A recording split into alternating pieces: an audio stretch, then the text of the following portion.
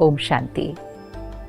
दुर्गा माँ, संतोषी माँ, पार्वती माँ, काली माँ, लक्ष्मी, सरस्वती, चारों तरफ देवियों का आह्वान, जागरण, व्रत, पवित्र जीवन, माहौल ही सात्विकता का है।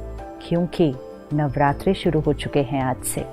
हम सब मिलकर कितनी प्यार से, श्रद्धा से, भावना से शक्तियों का आह्वान कर रहे हैं, जिनको हम कहते हैं शिव शक्ति। उनका आह्वान हो रहा है। लेकिन थोड़ा सा आज कुछ क्षण लेकर इस पे चिंतन करते हैं कि हम किसका आह्वान कर रहे हैं। उन्हें हम शक्ति भी कहते हैं, उन्हें हम माँ भी कहते हैं, उनको हम अस्त्र शस्त्रों के साथ दिखाते हैं और उनके ही चरणों में हम असुर भी दिखाते हैं। ये सब चीज़ हमें कौन से ज्ञान का अर्थ सिखाने की कोशिश कर रही है।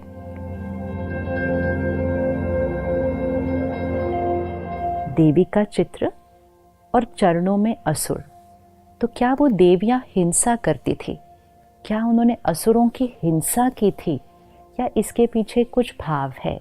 और जो शक्ति का आह्वान कर रहे हैं, कौन सी और कहाँ से उन शक्तियों को बुला रहे हैं?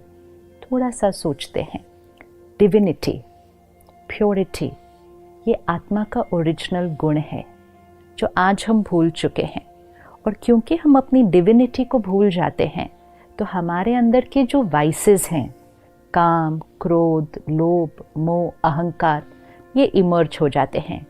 डिविनिटी मर्ज हो जाती है, विकार इमर्ज हो जाते हैं। अब अगर किसी को इसको सिंबॉलिकली दिखाना है कि डिविनिटी ने वाइसेस के ऊपर ओवर पावर किया, प्योरिटी ने ईगो के ऊपर ओवर पावर किया, इसको पिक्टोरियली रिप्रेजेंट करो, इसको सिंबॉलिकली रिप्रेजेंट करो। तो विकारों को हम कैसे दिखाएंगे? जैसे कहीं दिखाना होता है कि स्मोकिंग इज़ नॉट अलाउड, कहीं दिखाना है कि डेंजर है, तो हम क्या करते हैं? वो स्कल ड्रॉ करते हैं, उस पर क्रॉस लगाते हैं। तो कोई एक्चुअल स्कल थोड़ी है, लेकिन सिंबॉलिक है कि ये डेंजर है। तो वो जो वाइसेस, वो जो असुर चरणों के नीचे दिखाए हुए हैं, वो कोई असुर नहीं है फिजिकल, वो हमारे अंदर की आसुरी वृत्ति, विच मीन्स हमारे अंदर की नेगेटिविटीज़, हमारे अंदर की रॉन्ग हैबिट्स, हमारे अंदर की वीकनेसेस, हमारे अंदर के विकार, jealousy, hatred, hurt, rejection, manipulation, control, domination, the list is long. लेकिन क्योंकि हमने ध्यान नहीं रखा, हमने अपने अंदर के असुरों को जागृत करके रखा हुआ है। अब वो दिन आया है कि हमें अपने अंदर की डिविनिटी को इन्वोक करना है। और जैसे जैसे डिविनिटी इन्वोक होती जाएगी, मतलब डिविनिटी इमर्ज होगी, तो वाइसेस अपने आप मर्ज होंगे। वाइसेस इमर्ज होते हैं तो डिविनिटी अपने आप मर्ज हो जाती है, क्योंकि at one point of time एक ही क्वालिटी का संस्कार जागृत हो सकता है। तो देवियों का आह्वान करना मतलब इन्वोकिंग द डिविनिटी। तो देवी वहाँ ऊपर से आह्वान नहीं करना है, अंदर से डिविनिटी का आह्वान करना है। क्योंकि हर आत्मा के अंदर डिविनिटी भी है और हर आत्मा के अंदर वीकनेस भी है। तो वो जो दिव्यता है, जिसको आज हम प्यार से याद कर रहे हैं, बुला रहे हैं, वो भी हमारे अंदर ही है। और वो जो असुर जो हम पैरों के नीचे दिखा रहे हैं, वो भी हमारे अंदर ही है। नहीं तो देवी, जिनके लिए हम कहते हैं 16 कला संपूर्ण, मर्यादा पुरुषोत्तम, अहिंसा परमो धर्म, जिनका अहिंसा धर्म था, उनको हम हिंसा करते हुए कैसे दिखा सकते हैं? और क्या देवियां अष्टभुजाओं के साथ पैदा हुई थी? अष्टभुजा, आज अगर आपके घर में एक बच्ची पैदा होती है जिसकी अष्टभुजाएं हैं, तो आप तुरंत क्या करेंगे? शायद सबसे पहले तो डॉक्टर वो सर्जरी कर देगा, क्योंकि वो अष्टभुजा कोई लिटरल फिजिकल 8 आर्म्स नहीं है। वो आत्मा के अंदर की अष्ट शक्तियाँ, 8 पावर्स ऑफ द सोल, जिससे वो डिविनिटी इमर्ज होती है। क्योंकि भुजा शक्ति का सिंबल है, पावर, यू से इज वेरी पावरफुल, फिजिकल तो हैंड का सिंबल है। और हर भुजा के अंदर एक एक शस्त्र है, शस्त्र नॉलेज का है। तो क्या भावार्थ है? ज्ञान के शस्त्र को लें, आत्मा अपने अंदर की शक्ति को यूज़ करे, और जब ज्ञान के शस्त्र से आत्मा शक्ति को जीवन में यूज़ करेगी तो डिविनिटी इमर्ज हो जाएगी, और जब डिविनिटी इमर्ज हो जाएगी विकार मर्ज हो जाएंगे। तो अष्टभुजाधारी अर्थात अष्ट शक्तियों वाली डिवाइन आत्मा, तो आज अपने साथ पुरुषार्थ करते हैं कि मुझ आत्मा की वो जो अष्ट शक्तियाँ हैं, सहन करने की शक्ति, सामना करने की शक्ति, परखने की शक्ति, निर्णय लेने की शक्ति, सहयोग देने की शक्ति, बहुत सारी शक्तियाँ हैं। और आज हम बहुत इजीली कह देते हैं मेरे अंदर तो शक्ति ही नहीं है, मेरे से तो सहन ही नहीं होता, मैं नहीं सबके साथ एडजस्ट कर सकती, और एडजस्ट करूँ तो कितना करूँ, मैं ही सबका एडजस्ट करूँ, मैं ही ये हमने कहते कहते क्या कर दिया, अपने अंदर की शक्तियों को कम कर दिया। तो ये 9 दिन शक्तियों का आह्वान करना है। और शक्तियों का आह्वान करने के लिए हम क्या करते हैं? सबसे पहले जागरण करते हैं। अब सोचने की बात है, देवियों को याद करना है, उनकी महिमा करनी है, दिन में क्यों नहीं कर सकते हैं? रात को जाग कर क्या करने की ज़रूरत है? क्या दिन में करने से हम देवी की महिमा नहीं कर सकते हैं? लेकिन जागरण मतलब अज्ञान की नींद से जागरण। तो जब इस सृष्टि पर कलयुगी अंधकार है, अज्ञान, इग्नोरेंस, डार्कनेस, जब अज्ञान है तब अवेकनिंग की ज़रूरत है। अवेकनिंग अर्थात waking up from that night of ignorance. Awakening मतलब अज्ञान की नींद में सोए हुए हैं, उससे जागरण करो। तो रात को जागना है मतलब अज्ञान की नींद से जागना है। तो रात को जाग के डिविनिटी का आह्वान करना है। फिर हम ये 9 दिन व्रत करेंगे। अब क्या व्रत सिर्फ खाने पीने की चीज़ों का करना है? व्रत मतलब प्लेज, वाव लेना कि मुझ आत्मा ने ये करना है।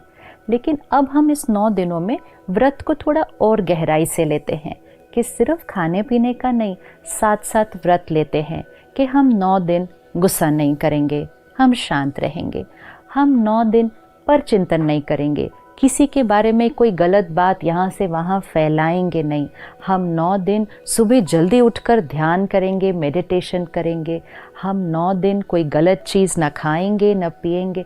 व्रत तो बहुत सारे हैं करने के लिए, लेकिन व्रत लेना है, क्योंकि व्रत करने से आत्मा की शक्ति बढ़ती है। Because we start living a life of discipline, and discipline increases will power. तो एक हम जागरण करते हैं, दूसरा हम व्रत करते हैं, तीसरा सात्विक अन्न। 9 दिन प्याज लहसुन के बिना सात्विक भोजन बनाया जाता है। डिविनिटी एंड सात्विकता गोज टुगेदर। इसका मतलब अगर तामसिक भोजन खाएंगे तो डिविनिटी इमर्ज नहीं हो सकती है। तो सात्विक भोजन मतलब वेजिटेरियन विदाउट अनियन गार्लिक, लेकिन साथ साथ परमात्मा की याद में बना हुआ, बड़े सात्विक मन से बनाया हुआ खाना, सात्विक तरीके से कमाया हुआ धन पहले घर में आए, फिर सात्विक अन्न बने और सात्विक मन की स्थिति में बने, तब वो प्रसाद बनता है। तो सात्विक अन्न जब खाना शुरू कर ही रहे हैं तो साथ साथ ये भी सोच लीजिए कि सिर्फ 9 दिन क्यों? क्या डिवाइन लाइफ सिर्फ 9 दिन चाहिए? त्योहार आते हैं हमें जीवन जीने का तरीका सिखाने के लिए कि जो चीज़ हम 9 दिन करेंगे वो हम जीवन भर भी कर सकते हैं। लेकिन इस 9 दिन में ध्यान रखना कि प्रतिज्ञा सिर्फ यहाँ से नहीं करनी। कभी कभी मन में चलता रहता है, आज 5वां दिन हो गया, आज 6ठा दिन हो गया, कब ये 9 दिन पूरे होंगे, सब कर रहे हैं इसलिए मुझे भी करना पड़ता है। मजबूरी से नहीं, मजबूरी से आत्मा की ताकत कभी नहीं बढ़ेगी। प्रतिज्ञा से करना है कि जीवन में सात्विकता। फिर 9 दिन दिया जलाया जाता है, तो मिट्टी का दिया और वो लौ, इसका क्या सिग्निफिकेंस है कि मिट्टी का जो बॉडी शरीर का प्रतीक है और जो लौ है वो आत्मा का प्रतीक है। तो 9 दिन दिया ज़रूर चलना चाहिए। तो जब मैं आत्मा हूँ, सोल कॉन्शियसनेस, ये जब इमर्ज होगी तो वो लौ जलती रहेगी, रोशनी उसकी चारों तरफ फैलेगी। एंड मोस्ट इम्पोर्टेंट, हम अपने जीवन में चाहिए से दिया की तरफ शिफ्ट हो जाएंगे। दिया जलता रहे तो जीवन शुभ होता है। कौन सा दिया जलता रहे? प्यार दिया, सम्मान दिया, सहयोग दिया, सबको दिया और हमेशा दिया, ये दिया जलेगा तो जीवन शुभ रहेगा। जागरण, सात्विकता, व्रत और दिया, जब ये सब हो गया तो रिश्ते बड़े प्यारे हो जाते हैं। एक दूसरे के साथ एडजस्ट करना, सहयोग देना, ये एक नेचुरल जीवन जीने का तरीका बन जाता है। तो वो जो रिश्तों में एडजस्टमेंट और उस एडजस्टमेंट से जो हार्मनी क्रिएट होती है, उसी का यादगार हम रास और गरबा करते हैं। रास को देखो, गरबा को देखो, कितना सुंदर डांस फॉर्म है। सभी के हाथ में 2-2 डंडे हैं। अब अगर एक के डंडे को देखकर दूसरे ने डंडा मारा और बहुत हार्मनी से चले तो वो एक ब्यूटीफुल फॉर्म ऑफ डांस हो जाता है। अगर डंडा मारते गए तो वही डांस एक युद्ध का मैदान बन जाता है। ये वो लोग हैं जिनके साथ हम रहते हैं, जिनके साथ हम काम करते हैं। उनके संस्कार को देखें, उनके संस्कार को देखते हुए अपना संस्कार यूज करें। अगर ऐसे करेंगे तो संस्कारों की रास होती जाएगी। लेकिन अगर अपना ही संस्कार का डंडा मारेंगे तो घर में भी आज युद्ध का मैदान हो जाता है। तो परमात्मा कहते हैं कि जो आत्मा जागरण करती है अपने विकारों से, व्रत लेती है जीवन में, और उसके जीवन में सात्विकता आती है और सोल कॉन्शियसनेस उसके लिए जो नेचुरल होता है, वो औरों के साथ संस्कारों की रास करती है। तो अगले 8 दिन हम सब रोज मिलेंगे और सिर्फ देवियों का आह्वान नहीं करेंगे, अपने अंदर की उस दैवी शक्ति का आह्वान करेंगे। हर रोज हम आत्मा की एक एक शक्ति को लेंगे कि उस शक्ति को कैसे मुझे अपनी लाइफ में लाना है, कैसे उसको इमर्ज करना है, कैसे उसको प्रैक्टिकल लाइफ में यूज करना है, और साथ साथ वो शक्ति कौन सी देवी का प्रतीक है और वो देवी हमें क्या सिखा रही है। तो अगले 8 दिन हम सब मिलकर सही मायने में नवरात्रि मनाएंगे। ओम शांति।